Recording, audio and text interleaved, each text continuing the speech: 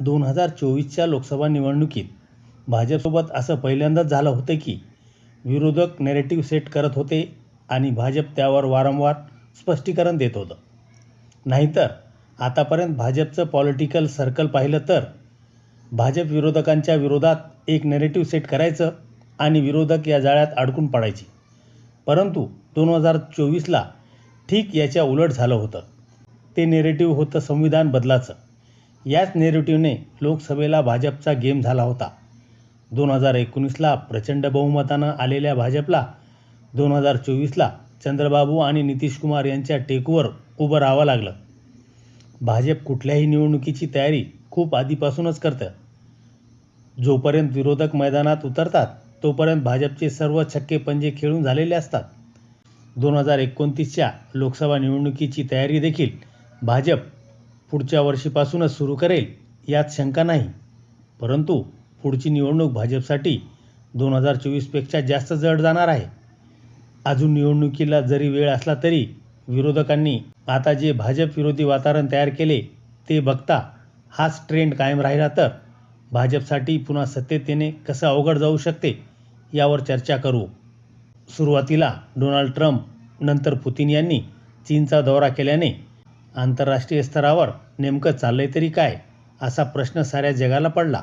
स्वतःला विश्वगुरू म्हणून घेणारे आपण केवळ बघ्याची भूमिका घेत आहोत. आंतरराष्ट्रीय पातळीवर सर्वच देश आपापल्या परीने इंधनासह आर्थिक संकटाचा सामना करत असताना गेल्या 6 महिन्यापर्यंत आपण 5 राज्यातल्या निवडणुकीमध्ये दंग होतो. नंतर उशिरा का होईना आपल्याला जाग आली, परंतु तोपर्यंत लोक हातात मिळेल ते घेऊन पेट्रोल पंपावर गर्दी करत होते. एकीकडे शेतीसाठी डिझेल मिळत नसताना आपला शेतकरी खतांच्या काळा बाजाराने बेजार झाला. हे सर्व भाजपला कसं नडू शकते हे पुढील मुद्द्यावरून समजून घेऊ. 1. गेल्या काही वर्षात केंद्र सरकारने आंतरराष्ट्रीय स्तरावर अमेरिका धार्जिनी धोरण घेतल्याचं दिसतंय. क्वाड असो किंवा इतर व्यापारी करार, भारताचा कल रशिया आणि आशियाई देशापेक्षा अमेरिकेच्या अटी मान्य करण्याकडे अधिक राहिल्याचे दिसते. अमेरिकेच्या मोठ्या बहुराष्ट्रीय कंपन्यांना भारतीय बाजारपेठेत थेट एंट्री देण्यासाठी देशातील कृषी, माहिती तंत्रज्ञान आणि किरकोळ व्यापार क्षेत्रातील नियमांमध्ये भारताने लवचिकता दाखवली असली तरी अमेरिकेने आपल्या धोरणात तुलनेत अधिक कठोरता आणली आहे. भारतासोबत व्यापार करार करण्याआधी 50% टेरिफ लावण्याचा अमेरिकेने डोळा वटारताच आपले विश्वगुरू माय डिअर फ्रेंड ट्रम्प म्हणत त्यांना आलिंगन द्यायचे. एकीकडे ही परिस्थिती असताना दुसरीकडे भारतात जे पारंपरिक स्वायत्त आणि स्वतंत्र परराष्ट्र धोरण होतं ते कुठेतरी कमकुवत झाल्याचे चित्र निर्माण झाले. 2. देशांतर्गत नुकत्याच झालेल्या पश्चिम बंगालच्या निवडणुकांमध्ये भाजपने मिळवलेले यश हे वरकरणी मोठं वाटत असलं तरी त्यामागील पॉलिटिकल सेटलमेंटवर देशभरातून मोठी टीका झाली आहे.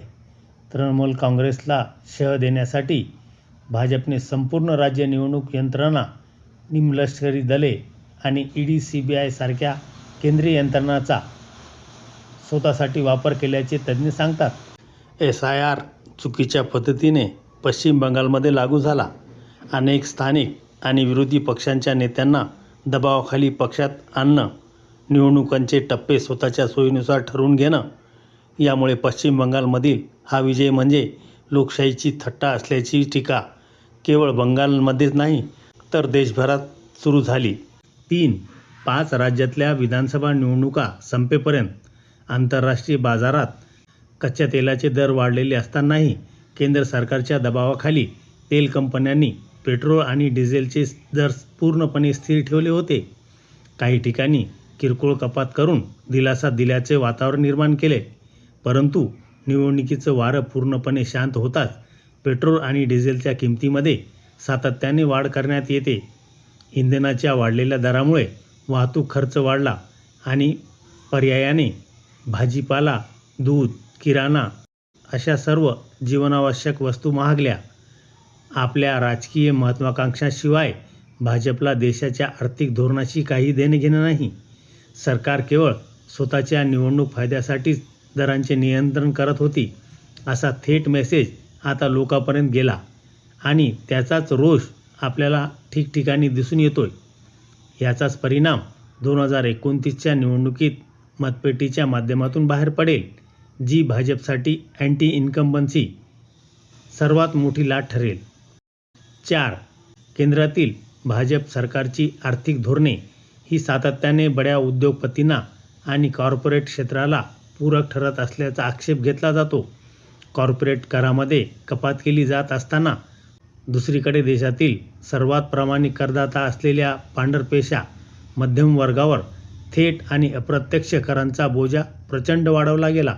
जीएसटीच्या आणि क्लिष्ट नियमामुळे देशातील कोट्यवधी छोटे आणि मध्यम लघु उद्योग बंद झाले किंवा मग डबघाईला आलेत. हे लघु उद्योग देशात सर्वाधिक रोजगार निर्माण करतात. लघु उद्योग संपल्यामुळे आणि मोठ्या कंपन्यांनी ऑटोमेशनवर भर दिल्यामुळे देशातील सुशिक्षित तरुणांमधील बेरोजगारीचा आकडा हा ऐतिहासिक पातळीवर पोहोचलेला आहे. थोडक्यात सांगायचं झालं तर 2024च्या निकालांनी भाजपच्या सत्तेला जो पहिला मोठा हादरा दिला, त्याचा भाजपने अजूनही पूर्णपणे धडा घेतलेला दिसत नाही.